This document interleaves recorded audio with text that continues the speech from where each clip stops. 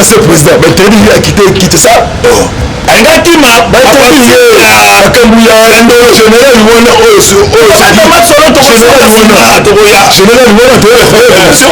parce que nana juste souci information alingi akende na Bukavu akende kosensibiliser etaki sénateur otika kosiéger tata mokolo moko na te na sénat projet elwamo oyo eza publicité ya souci te représentant na bango légal azali awa ancien président Kabila azali awa oyo bainterdit voilà bainterdit abima tokobeta masolo pourquoi bainterdit abima danger pour le monde danger permanent sikoyo na minute oyo 1-23 na te négocier na gouvernement koto oyo Kabila abi bopekisa abima pourquoi Bonjour, bonsoir, Nabalandi Napsion sur la voie céleste, mbote, partout, où vous avez condamné par votre Ernest, Topesi, Mabouné, Nabison, son mbote de père et de mère, Topesi, Bilombote, où ils ont équipe nationale, où ils ont ça la Kandenge, Bosenga Bisso, Touyaka, et pas une abino, Kopesa Bilo, Basango, information en temps réel, même où vous avez Banda Mboka, Beba, Maïbataï, Koleka, Nakati, il y a Mabele, il y a Bako, Konabino. Il y a République démocratique du Congo. Où ils ont l'équipe nationale, mais on se présente à la société, vous avez équipé pour message des jeunes en haut, pour consommer en haut, pour s'abonner massivement. Les autres, il y a une actualité, ça y est, belé, mon maman, bande Kobo, ça va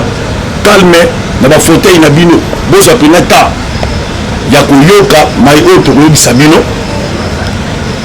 Population, n'est tandi, Mobimba Est. Très déterminé, bapesi Monesco une semaine. Monesco abima akende, batali apport ya Monesco sur le terrain exacté. Batali Monesco, rapport à Monesco. Mais faut faire que Monesco c'est la pour la population, Monesco azo salamote et qui n'a si la population sur la Monesco Monesco et le se quoi à Kanda. De Monesco était civil.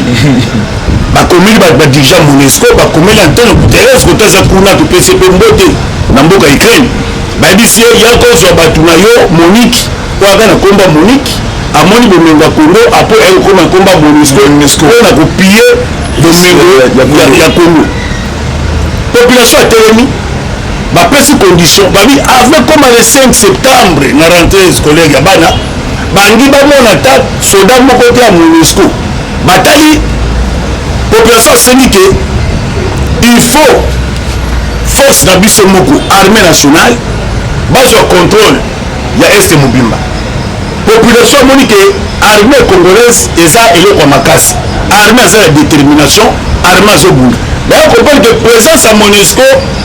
Masola guerre, on a écouté la Kosilagate, la présence à Monesco. Parce que partout où Monesco est là, qui moïbi et si la gâté, pe bitumba esilaka te ya komoni ntina basala organisation bangona ya banibi mona mama tokabula makambo merci vraiment Koko Tiba vraiment démocratie ngai maloba oui mona mama naloba baimboka bayoka ngai oyo bandaka biso na la voie céleste na émission na biso toloba te tokoloba makambo ya Congo esili kaka bacongolais de père et de mère nde balobela mboka na bango voilà makambo ya Monesco lelo ningisi tout le tambi ya RDC population ya Nord Kivu ya Goma ya Uvira Ruzizi balobi trop c'est trop parce que mission misère na kati ya mboka Congo avec une mission comment pour fragiliser l'armée congolaise, comment pour balkaniser le pays de nos ancêtres. Donc, Congolais, ensuite Congolais,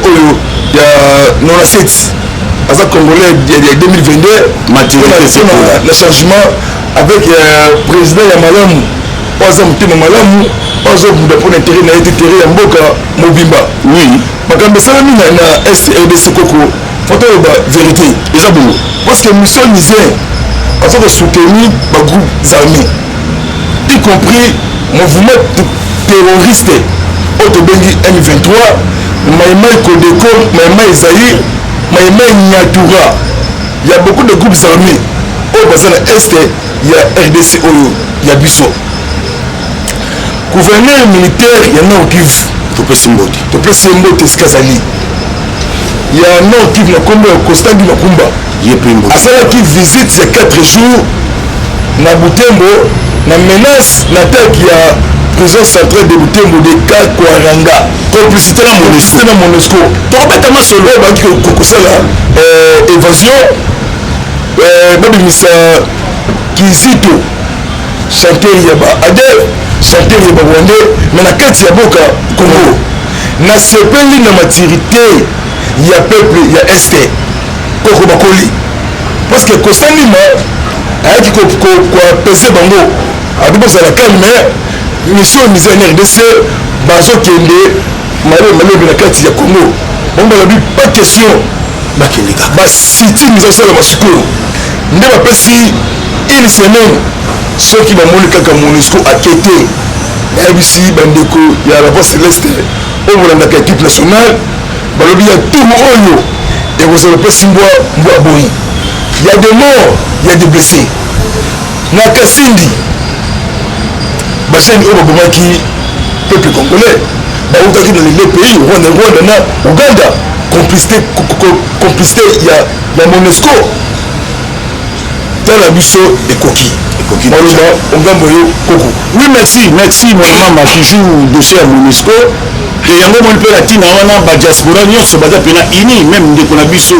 na niveau ya Irlande Pasteur Gifaya nzambe vraiment azala na basengi bacongolais nyonso niveau ya diaspora $1 mpona soutien ya FARDC déjà bapolo esalami bachapeau esalami mpona FARDC et lokola mpe gouvernement congolais apekisaki benice militaire nde bango mpe mpe na niveau ya mikili ya poto Gifaya na niveau ya Irlande basali stratégie ya biloko ya pembe kaka c'est-à-dire souci ya bacongolais eza nini bandeko na bango baza na kati ya mboka na bango baza libanda bacomprendre que présence ya MONUSCO awa bitumba ekotikala kosilaka ekosila te basalisation stratégique voilà ekosila te parce que présence na bango ezala toujours nini mpona kopiller est ce que na Afrique du Sud MONUSCO aza te mpo kimi ezali na Dakar kuna MONUSCO aza te na France MONUSCO aza te Angola États-Unis d'Amérique MONUSCO aza te donc yaka kaka na place oyo conflit ezali kala MONUSCO ake mpe na Ukraine ok te parce que akoka te kuna Ukraine okende te Antonio Guterres avec son échec de voir président Vladimir Poutine ayebisa président na Russie ozomba donc c'est-à-dire bango baye awa mpo bayebi ke lococo ezali yango moni bana mboka batelemi nde batelemi basemi na MONUSCO une semaine surtout civil ça comme mikana na bestance nyonso atindi na tous les instances atindi na bestance nyonso ke MONUSCO abima kende MONUSCO tina na ezali te parce que MONUSCO ye azozwaka mbongo 1 milliard par an parce que mpo abakobotaka botaka na bana bato ya basi kuna ya Congo kwa bacongolaise bazalaka basi kitoko topesi bango nyonso kuna mbote nde MONUSCO bino okei te namoni richesse ya minere namoni richesse ya banzoto MONUSCO bino okei te e bacongolais baza déterminé babikende na yo parce que trop c'est trop 23 ans donc eloko nini esilaka te yango tosengi na bacongolais tozala toujours debout uni soudé mpo tolonga bataille oyo awa topase na masolo avant tokende na makambo etali ya Russie tokobeta masolo ya complicité ya batutsi na États-Unis tolingi babone na biso bacongolais nyonso boyeba pourquoi États-Unis abanda koplace batutsi na bestance nyonso na États-Unis d'Amérique dans le bestance nyonso monde entier koto organisation oyo osalama il faut un tutsi azala oyo te biso toprotégeaka bango baza minorité parce que États-Unis na politique ya Congo actuelle États-Unis acomprendre que aza perdant entre-temps batutsi Kigali batie mpe États-Unis pression biso tokoki kobima boye te il faut yo garantir biso ndenge opesaki biso mission donc il faut yo États-Unis ogarantir biso siko balandi batutsi basali nini po totanga bakombo te elaso botekote batala ete totanga bakombo te totangi kaka en général ok tribu tutsi Batuti oyo baya awa na kati ya Congo baya na mission moko ya kodiviser peuple congolais ya kokotisa bango baesprit ya koyina mboka. Batuti wana na époque ya Kabila apesa bango baccès sur tous les plans. Batu wana baza na bestance nyonso e batu wana bakenda koyekola badirect na biso nyonso obena intuti azobaki yanti ntango bamoni ke république démocratique du Congo na nouvelle eloko tozwi Paul Kagame a dépêché d'émissaire na oui émissaire rwandais bake na département américain yango moni ti sikoyo banda secrétaire d'état américain ya le rapport final eza obima te Antonio Blinken bamafie le rapport final eza obima te les 7 émissaires bakomi na niveau ya département américain na badocument oyo États-Unis apesa bango accès ya kokotela kati ya Congo na kopie batuti wana bayebisi baaméricain boye toza na badocument nyonso ekomiske tirema entre États-Unis na baétats unis petit kopota nga tabi te na kopota ote ndeleli parce que nde awa nde nazali awa Congo eboyi nazwa barichesse nde na vo moko frauduleuse Congo komeluka to kopere na ye état na état coopération bilatérale mais ce que Congo démocratique aboyi na ye konégocie na biso yango moni bacommerçante ya niveau ya Shangoum bazotraverse frontière ya Rwanda bakati Shangoum bakomosala marché na kati ya este kuna marché congolais na inondé bon bacongolais mpe lokola tozalaka na bolingo ofala na bato tomesa na biso na barwandais wana mais oyo toza na barwandais oyo baza na idéologie ya balkanisation oyo États-Unis apesa bango accès mona mama tokabola ndamuna mpo makambo eza ebele mpenza ekiwa merci vraiment kokomema ndopesaka susu maloba États-Unis d'Amérique alingi Congo te atikali koyede Congo te depuis 1960 voilà ti lelo États-Unis d'Amérique les Américains baza na nsima ya Rwanda nde ezosoutenir M23 mouvement terroriste. États-Unis abengi biso partenariat stratégique direct ti lelo tozomona te oyo ye alobi voilà États-Unis soki alingaki biso mais mpe na SDC kota kala na niveau ya SDRDC même armée rwandais même M23 tous les groupes armés bamoni offensive militaire sous pression wana militaire etikala kosalama te population armée na biso arécupéré bazone ezalaki occupé na M23 voilà ekomi sous contrôlé na armée congolaise eloko makasi M23 na Rutshuru attaqué position ya armée congolaise armée sali ye kozonga nsima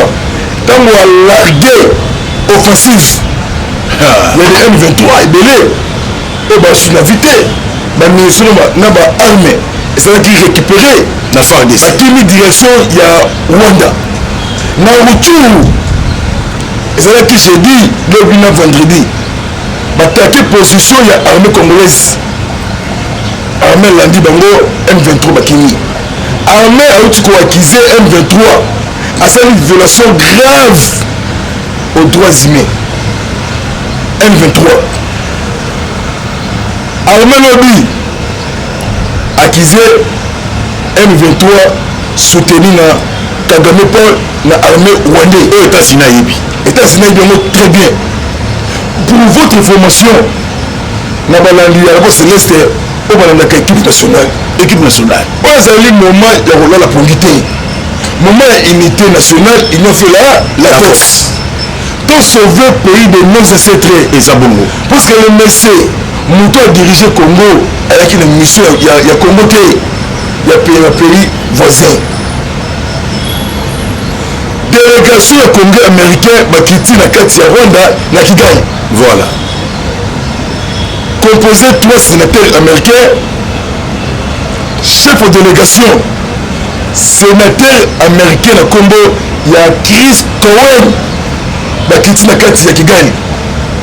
renforcement relation bilatérale Rwanda na États-Unis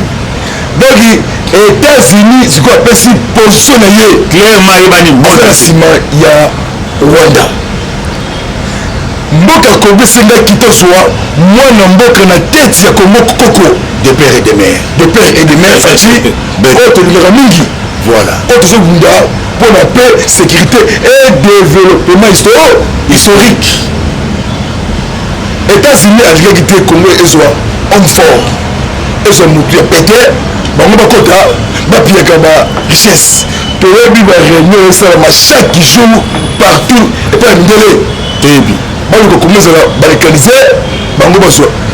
mbongo oyo ekoki ya biso Congo ekobalekanize te jamais congolais nyonso to esika ozali mobilisé comme un seul homme tosangana congolais kotalonga bapaya te ngai naza bolingo na mitema tolongola Congo na soni eza bongo lelo fati azalaki na 42e sommet ya SADC baprésident tout ya Afrique Australie otobingi SADC lelo bapesi Congo confiance président Akainde Hichilema ya Zambie abi tous les présidents ya communauté ya Afrique Australie bo soutenu armée congolaise mpona kosilisa buzoba oyo eza na este ya RDC koko makambo ezali ya kobele ya koloba maloba ongambula yo merci toza toujours kaka na complicité wana ya États-Unis d'Amérique contre République démocratique du Congo yango moni na ntina wana oki déclaration M23 c'est-à-dire Rwanda yebisi bango petit kope ekufi États-Unis yebisi bango kope ekufi tosala ndeni pression militaire ya FARDC automatiquement M23 tosenga dialogue na gouvernement congolais équipe nationale okito bozala escroquer donc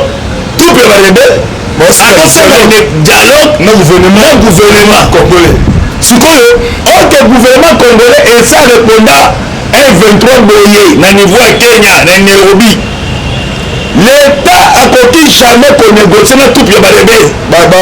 terroriste oyo baterrorise peuple voilà l'état akopéraka na état nde babengi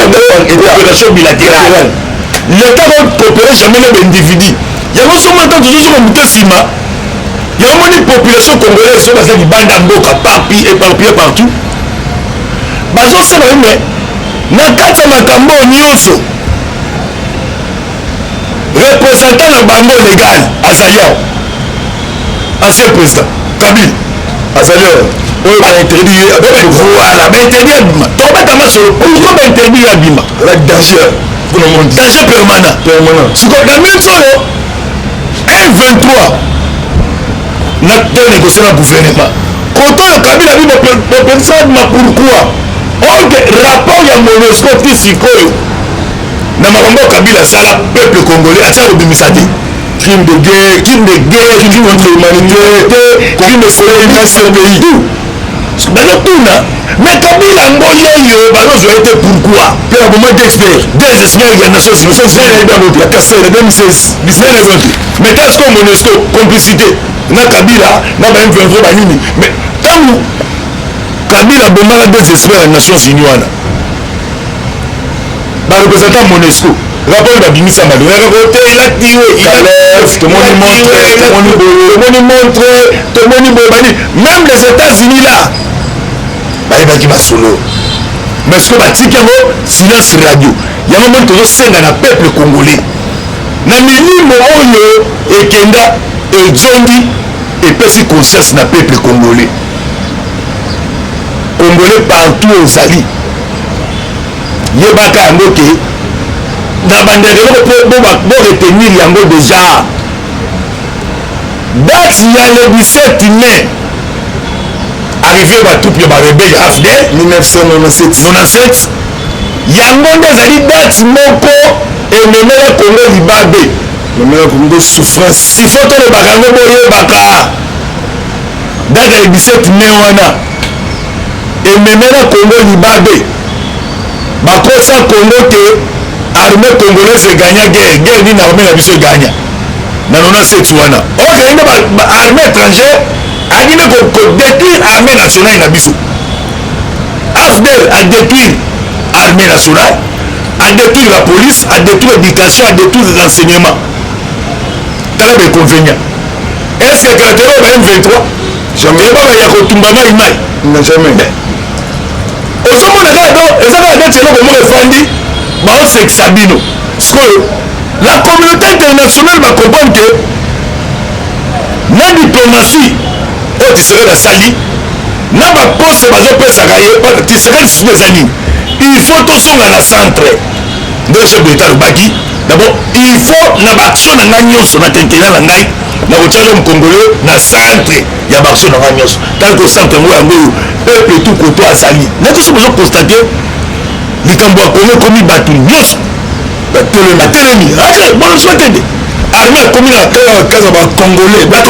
bétanger ba congolais de père et de mère et va ça déterminer la lutte mais ce que vous kende non que vous ni bolata na koko lutte mais ce que vous kende mais kala ba ba ba makambo rati c'est le bani milimo mu pepe sika eye esprit mukis milimo ti batu na mitu voilà c'est makambo no surtout o c'est mo ko na kimia ya mama soko to yo batuti baye sikoyo tozongi sikoyo na place oyo batuti baye sikoyo kokota na miloko bopoza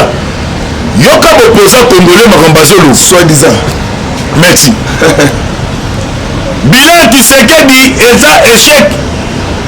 Tshisekedi etant komi président peuple congolais akomi kosouffrir kolekana ntango ya kala wana discours opposition mais totuni mpo opposition bino projet de loi nini esi boyei nango ya opposition projet na bino de loi oyo boyei nango ke gouvernement biso doit opposer tana mpe projet de loi na biso yango rien ya bino ezaka ya badiscours ya haine ya motema mabe politique esambaka na haine te d'abord il faut kolinga mboka ezaka moko mosusu alobi régime oyo baya biloko détruire pays mais totuni yo mpe na série ancien régime ozalaki na nini ozalaki na ni pusu ni kopo ni sani ni nini kaka na lelo ndenge olingi pays ozalaki na pays oyo ozalaki batekaka yango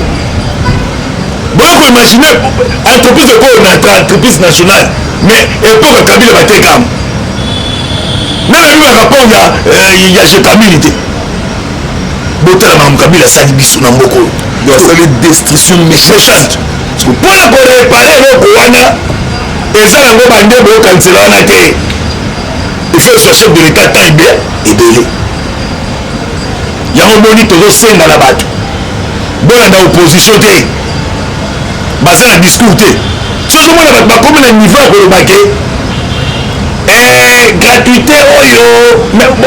estce kala bana bandeko na grâce ofele yango mpe tozosenga na bandeko baza na niveau oyo bao baota bafrance babelgique baparis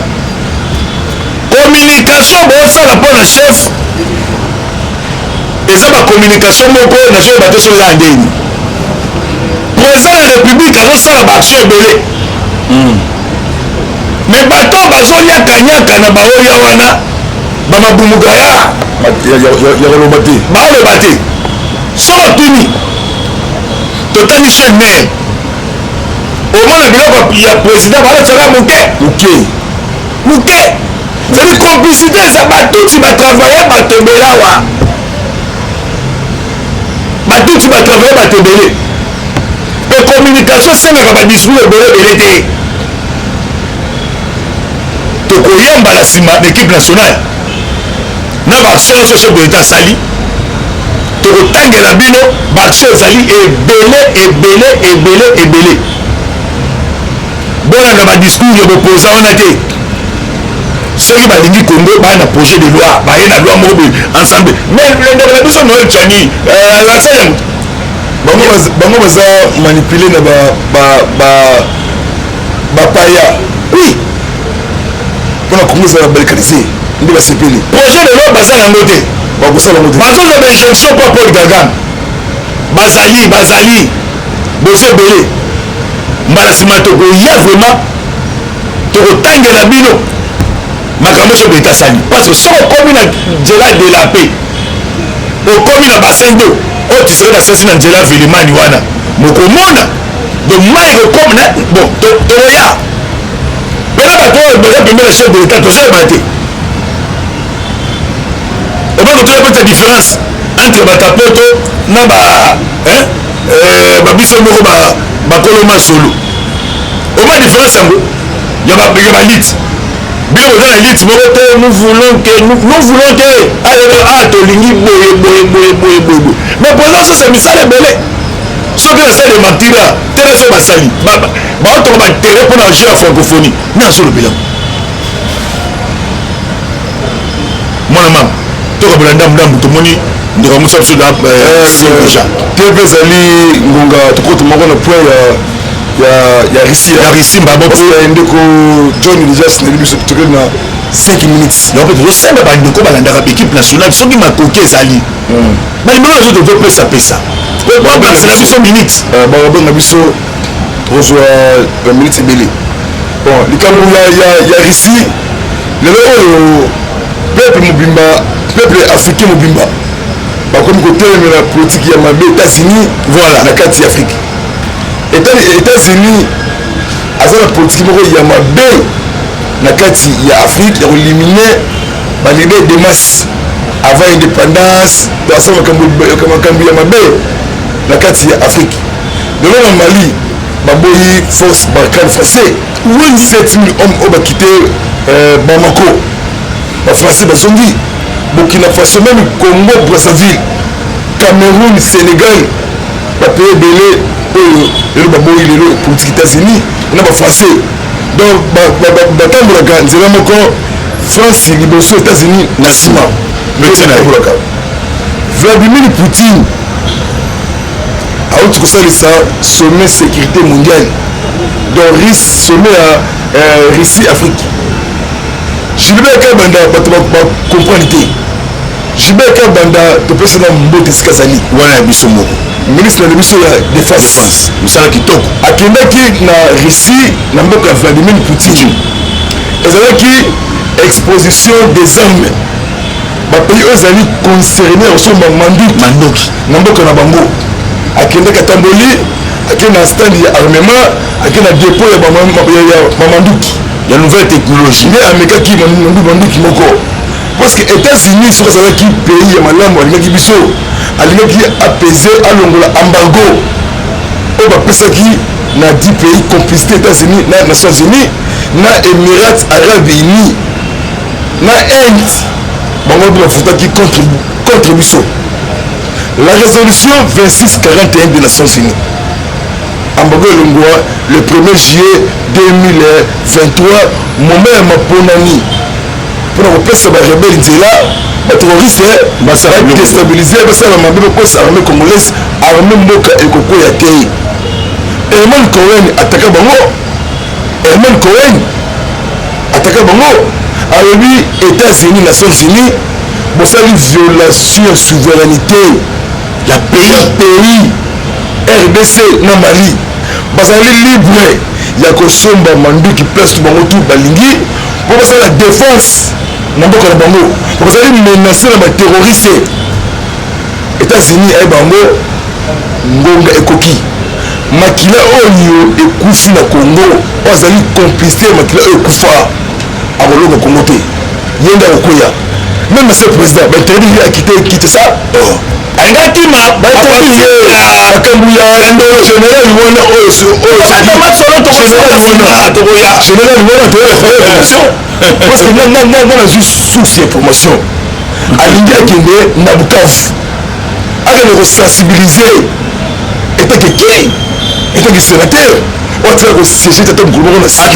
naata te na sénat projet elwamo oyo eza ya soubase te eza moment kosimbana la main de la main na moni totikali na minute mike député mabende asali biso déjà si 2 minutes donc mbote mingi na congolais nyonso tout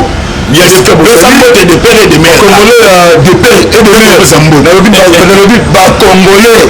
Donc on a des Congolais de père et de mère. Diaspora Congolais non surtout de l'ingabilo mingi. Toi même combat bino ibanda biso nakati. Donc ça Congolais ça sungi Fati a sauver génération ya Congo. Numéro là ici WhatsApp plus 243 97 360 50 14 sur WhatsApp. Nzambe lola azala na bino émission de monsieur Elektoko maloba ongambu nayo. Merci to pesi penga balanda biso pena mbote oyo bazoli temps kolanda biso pena tangu ya oyo vous partagez pena vidéo oyo numéro na ngezali plus 243 84 40 69 461 donc to pesi mbote ingénieur bino kibambe oyo pena source parce que source est au karaté c'est source est au qui c'est que badbema melama ezalité so aimez-vous nzambe apambola nous voulons que tolingi boye mais pour ça c'est misala belé soki na sale matira tele so basali baotoka batere mpona jeu ya francophonie nasolobela mwana mama tokabela ndambu tomoni ndeko mosa biso deja te mpe ezali ngonga tokoti moko na point ya Russie mbabo parce que ndeko John déjà sineli biso tokeli na 5 minutes donc tozosemba bandeko balandaka équipe nationale soki makoki ezali bandeko nazo tozopesapesa baplansela biso minute babenga biso kozwa baminute ebele bon likambo ya Russie lelo oyo peuple africain mobimba bakomi kotelemela politique ya mabe États-Unis voilà na kati ya Afrique États-Unis aza na politique moko ya mabe na kati ya Afrique ya kolimine balide de masse avant indépendance basala makambo ya mabe na kati ya Afrique lelo na Mali baboyi force Barkhane français 7000 hommes oyo bakite Bamako bafrançais bazongi Burkina Faso même Congo Brazzaville Cameroun Sénégal bapaye ebele oyo lelo baboyi lelo politique États-Unis na bafrançais donc batambolaka nzela moko France liboso États-Unis na nsima batambolaka Vladimir Poutine auti kosalisa sommet sécurité mondiale donc sommet ya Russie Afrique Gilbert Kabanda bato bacomprendre te Gilbert Kabanda topesana mbote esika azali wana ya biso moko ministre na biso ya défense misala kitoko akendaki na Russie na mboka ya Vladimir Poutine ezalaki exposition des armes bapays oyo ezali concerné osomba mandoki na mboka na bango akendaki atamboli akende na stand ya armement akende na dépôt ya bamanduki ya nouvelle technologie nde amekaki manduki moko parce que États-Unis soki azalaki pays ya malamu alingaki biso alingaki apaiser alongola embargo oyo bapesaki na 10 pays complicité États-Unis na Nations Unies na Émirats Arabes Unis na Inde bango mpe bafutaki contre biso la résolution 2641 des Nations Unies embargo elongwa le 1er juillet 2023 moment ya maponani mpona kopesa barebele nzela baterroriste badestabilize basala mabe bakosa armée congolaise armée mboka ekokoya te Herman Cohen ataka bango alobi États-Unis Nations Unies bosali violation ya souveraineté ya pays RDC na Mali bazali libre ya kosomba manduki place to bango tu balingi po basala défense na mboka na bango po bazali menacé na baterroriste États-Unis aye bango ngonga ekoki makila oyo ekufi na Congo oyo azali complicité ya makila oyo ekufa akolonga Congo te yenda okoya même monsieur le président bainterdit akite ça alingakima makambo ya général wana général wana toyoinformation parce que nga nazwi source ya information alingi akende na Bukavu akende kosensibilize etaki sénateur otika kosiéger tata mokolo moko na atala te na sénat projet de loi oyo eza moment ya ça supposé te eza moment kosimbana la main de la main na moto tikali na minute mike député mabende asali biso déjà si 2 minutes donc moto mingi na congolais nyonso tout bien sûr mbote de père et de mère congolais de père et de mère nalobi bacongolais bacongolais de père et de mère diaspora congolais nyonso tout tolinga bino mingi toa même combat bino libanda biso na kati nzambe sapamboli sasungi fati aye kosauve génération ya congo limako na ngai si whatsapp plus 243 97 360 50 14 sur whatsapp nzambe alola azala na bino émission na biso elengi koko maloba ongambu na yo merci topesi mpenza balandi na biso mpena mbote oyo bazwaki ntango kolanda biso mpena ntango ya oyo bopartage mpena video oyo numero nanga ezali plus 243 84 40 69 461 bongo topesi mbote na ingénieur bino kibambe oyo azali mpena suks parce que suks ekawukaka te soki suks ekawuki seke bato boyemba mbelama ezali te nyonso emelez-vous nzambe apambolaka